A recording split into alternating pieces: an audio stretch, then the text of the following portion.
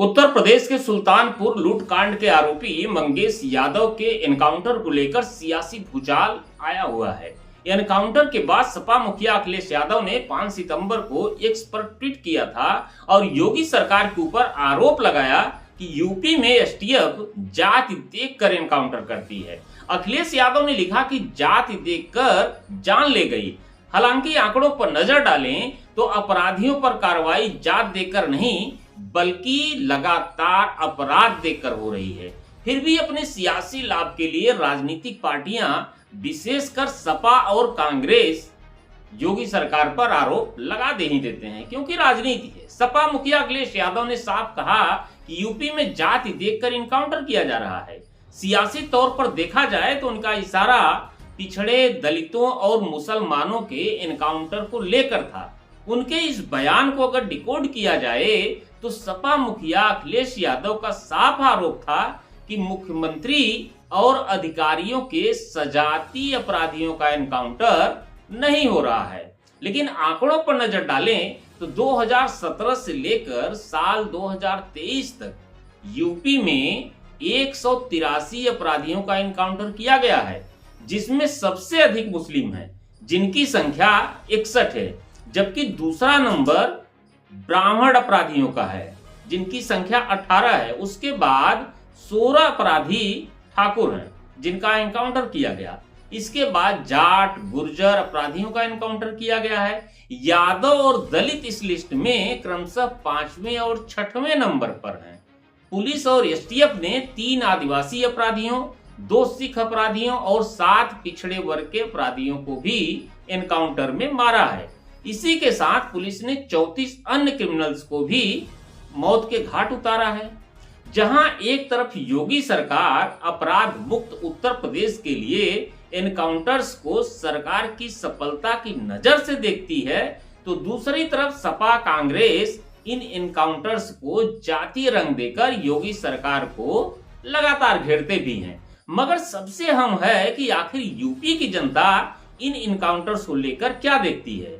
भाजपा काशी प्रांत के मंत्री आशीष सिंह बघेल का कहना है कि एक समय था जब सपा ने एक जिला एक अपराधियों के हवाले कर दिया था। अपराधियों को कोई जात नहीं होती, सरकार निष्पक्ष होकर अपना काम कर रही है। समाजवादी पार्टी अपराधियों की राजनीति करती है। वो भी समय था कि जब हर जिला एक अपराधी के हवाले समाजवादी पार्टी ने कर दिया है। अपराधी की कोई जात नहीं होती और हमारी सरकार निष्पक्ष रूप से अपराधियों को कमर तोड़ने का काम कर रही है। वहीं मड़ियाहू विधायक डॉक्टर आर.के. पटेल ने कहा कि हमारी सरकार अपराधियों पर शिकंजा कसे हुए है। कहा कि अपराधियों का एनकाउंटर होना जरूरी है। अपराधियों को जात के नजरिए से नहीं देखना चाहिए, क्योंकि वो जिनको पीड़ित करते हैं वो जात देकर पीड़ित नहीं करते। योगी सरकार ने पुलिस को छूट दे रखी है और कानून व्यवस्था बनाए रखने के लिए पुलिस अपना काम कर रही है। हमारी सरकार जो है अपराधियों पे शिकंजा कसी हुई है और जो दुर्दांत अपराधी हैं, जो अब भी दुष्टा कर रहे हैं और सरकार की मंशा को नहीं समझ रहे हैं, उनका इनकाउंटर जरूरी है।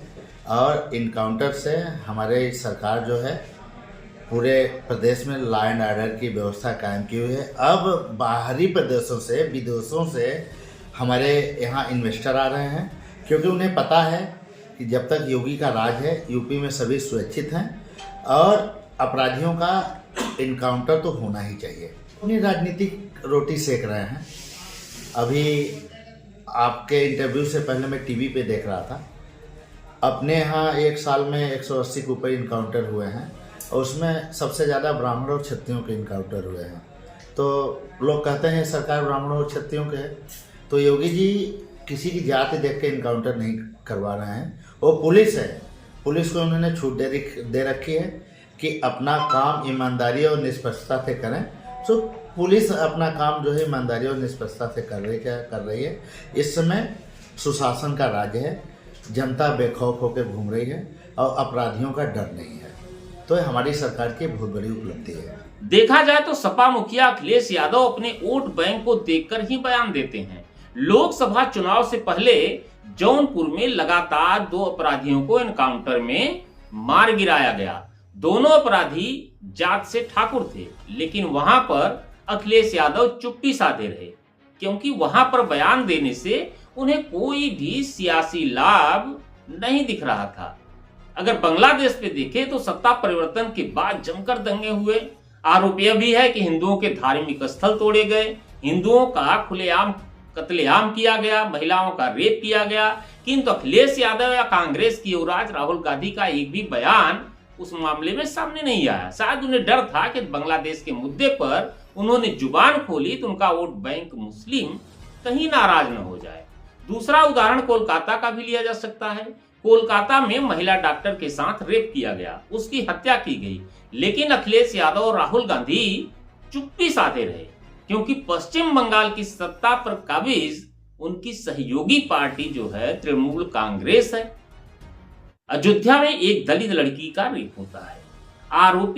आरोप जिस पर लगाया जाता है वह सपा से जुड़ा हुआ था और मुस्लिम था। वहां पर भी अखिलेश मौन साधे रहे।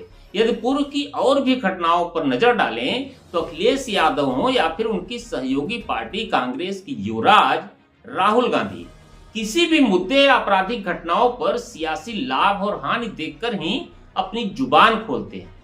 सकारात्मक राजनीति वह होती है जो आम जनता के हित की सोचे, जाति देखकर अपराधियों का समर्थन न करके उनका विरोध करे। अपराध मुक्त स्वस्थ समाज की स्थापना के लिए जितने भी राजनेता हैं सभी को निष्पक्ष होना चाहिए, अन्याय का विरोध करके न्याय के साथ खड़े रहना चाहिए, बिना यह सोचे कि कौन नाराज होगा और कौन नहीं। यदि कोई नेता किसी आतंकवादी या अपराधी को समर्थन जाति या धर्म देकर करता है तो उस समाज के सभी लोगों को कटघरे में खड़ा कर देता है। लेकिन जाति और धर्म की राजनीति करने वाले नेता शायद ही इन बातों को समझ पाए, क्योंकि जो यूपी की राजनीति है वह जाति और धर्म के आधार पर बटी हुई है। राजनीतिक दल जो जाति के आधार पर बने हैं उन्होंने एक जाति चयनित की ली है और उससे उनके वोट बैंक को बचाने के लिए जो है हमेशा प्रयत्नशील रहते हैं। आज के लिए बस इतना ही। आप देखते रहिए ह्यूमन टुडे। नमस्कार, धन्यवाद।